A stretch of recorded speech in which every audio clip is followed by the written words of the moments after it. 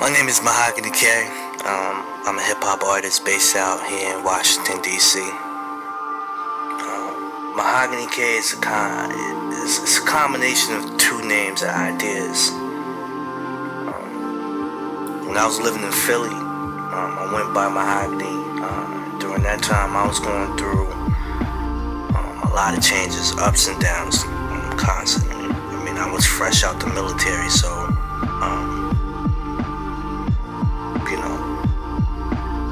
that transition back into, the world was a bit overbearing. I mean, actually, the day that I left deployment, I learned that a very dear friend of mine had passed away in Iraq, due to suicide. So, needless to say,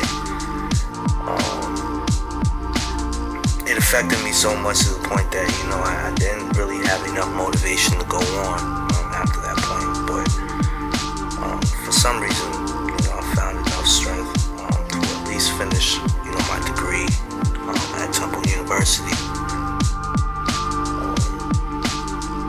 It was just a lot of adjustment issues at that time, and it really made it difficult to connect and maintain relationships with, like my family and significant others. But during that time, I met a guy named Og. He invited me to a listening party for some records that he was about to drop at that time. And when I went there, I listened to the records that he was about to put out, and I was like, yo, it just completely blew my mind, man. I was like, yo, this is something that I really want to be a part of. At that moment, I felt left out. I was like, yo, I could definitely do this. And be honest with you, man, hip-hop at that point, for me seemed like an impossible feat. Because you have to understand, like, I spent, 4 years in the military, and most of that time, I had, been on deployment. So before that time, when I was doing music, you used to have to save up your money to go to the studio and stuff like that. And of course, just costs too much, for somebody who's just working a 9 to 5. You know what I mean? So, hip hop to me was a little bit of an impossible feat. But,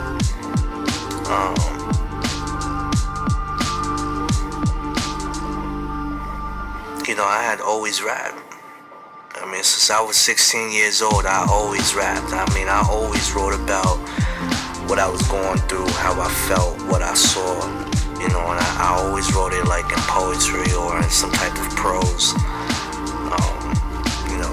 It was something that was my escape from day to day. I mean, I come from a high school, where we had to go through metal detectors and all that stuff, and and even the high school at that point for me was a little something that wasn't something that I was at that point used to. But I got through it. So when I met up with Og, I wanted to try it again, and when I did, I called myself Mahogany. Mahogany had so much grit, man. I mean, there was so much raw energy, and during those years, a lot of the music was really rough, almost like streams of thought, but not so much of, cohesive songs. I mean, there were some songs that was pretty cohesive and stuff like that, but for the most part, I was making songs just for me, songs that I understood. So, like some of the subtle nuances that I had in the songs was something that only I understood, because the song was made for me. It was my coping mechanism, you know what I mean? So when I left Philly and, eventually landed in D.C., keep in mind, I went from Philly all the way out there to the West Coast, and then the West Coast, out there to like Michigan, the Lansing, Detroit area and stuff like that. And then, I came back home, back east, and I eventually landed here in D.C. And I went by King B.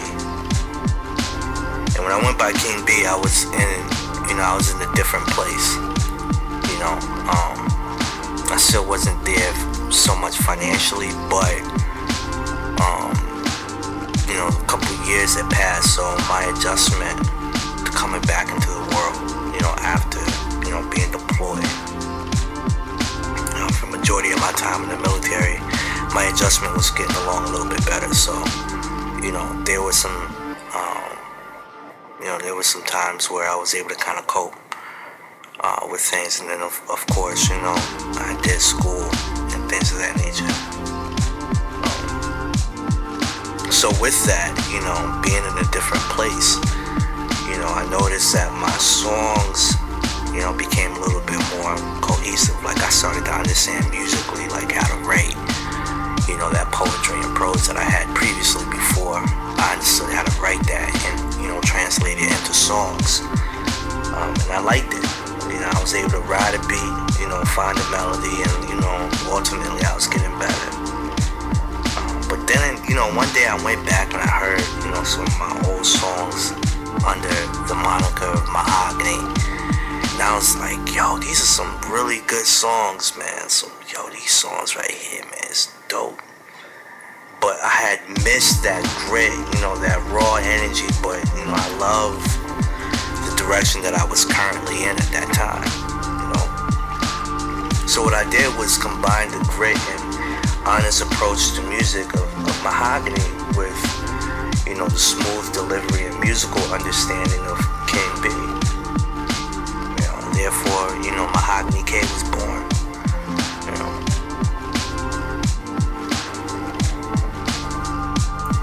What do I believe in? Well, I think the best way to answer that question, Richard Wright had two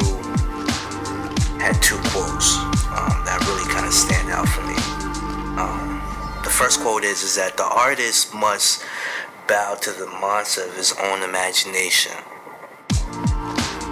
Think about that for a minute.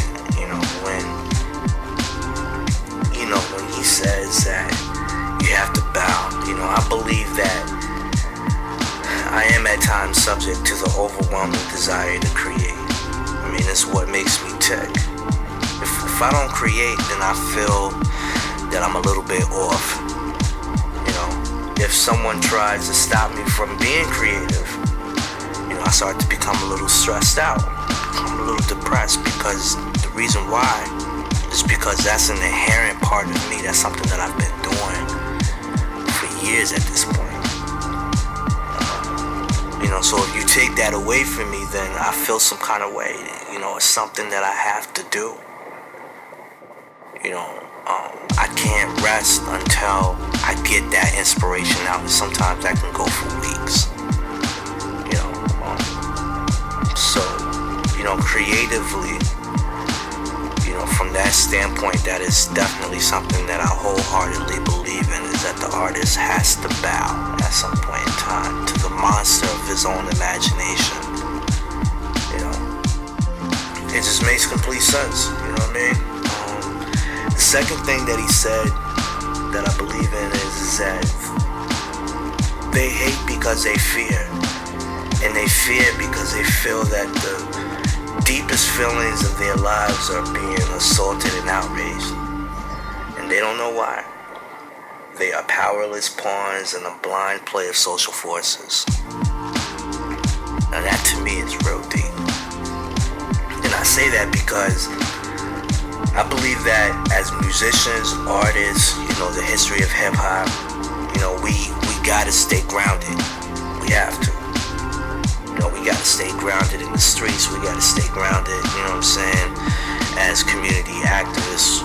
We gotta stay grounded, with, the fun records, all of that stuff. It has to be a balance. That doesn't mean that I'll never make, a record that's gonna be on some party and bullshit. I'm not gonna say that I'm not gonna make a record about that. You're gonna hear plenty of records about that. But I also want to speak to the issues about how,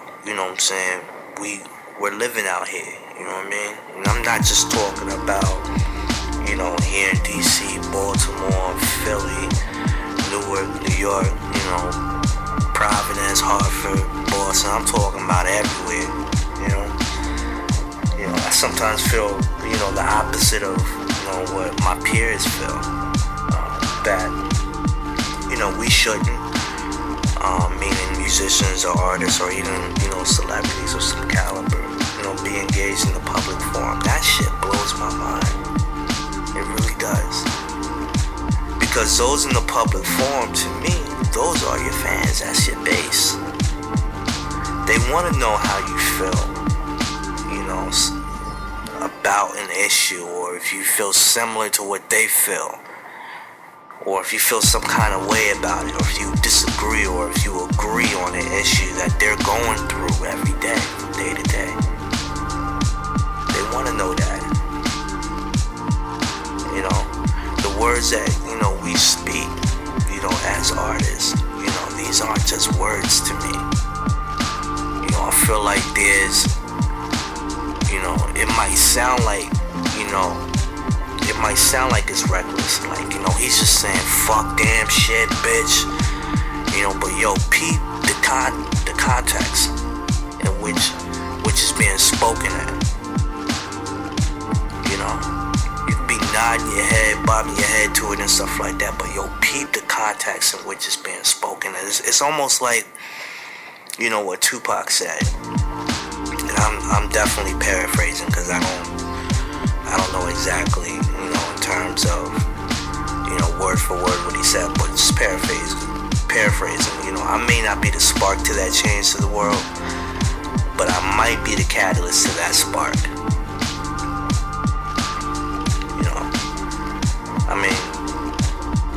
And the best way to kind of see that, for me, is when you go back and you listen to Malcolm X old speeches, like his early speeches. You could tell that Malcolm X at that time was still heavily influenced by jazz and bebop. You could hear it in the cadence in his voice with the speeches. And because he had that certain cadence that, the group notes that Coltrane or Duke Ellington or Miles Davis did at that time, when they created that cadence in their songs, it spoke to the people. That's how he was able to connect to the community. I think that, and I believe it's important that, we continue to speak up about social conditions. But, at the same time, we can continue to make those fun records. It's just all about how, we balance this out, man. You gotta be able to balance it out. I already feel like I'm the best. What, nigga? People out there, they just haven't heard that yet, man. That's all. I see that I'm gonna be bigger than what I ever imagined. They gonna see me sunburned up. They gonna see me. There's no question about that. They gonna be like, yo, ain't that nigga who used to rhyme all off beat? I see you doing this thing now. Yo, that kid's nice. Yo, that kid right there, he's a force to be reckoned with. Word, nigga, word. Yo, I'm gonna be the nicest, man. I'm gonna work hard to be the nicest. I plan to be in the conversation all on my own, man, with the shit that I'm about to put out there. Word, man. Just wait. I got plans, baby. Right now, I'm feeling, of course, I'm feeling James out. Out of Philly. I love the local artists here in DC and in Philly as well. There's Nobigay, Tayyib Ali, both in Philly, along with James out. Then you got Odyssey, the other guys, Godzilla, Uptown XO, that are based out of here in DC and stuff. So I'm really feeling their records. There's many other people in DC doing their thing. But those are the cats that I'm really feeling out of DC.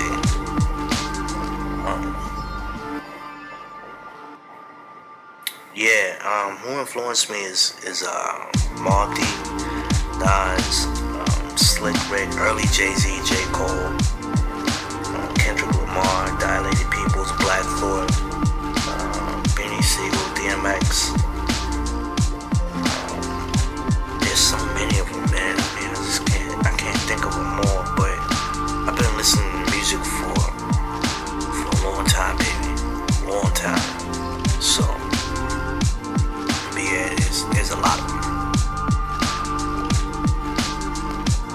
I want to thank everybody for tuning in. My name is, once again, MahoganyK. I'm a hip-hop artist based out here in Washington, D.C. Y'all be cool.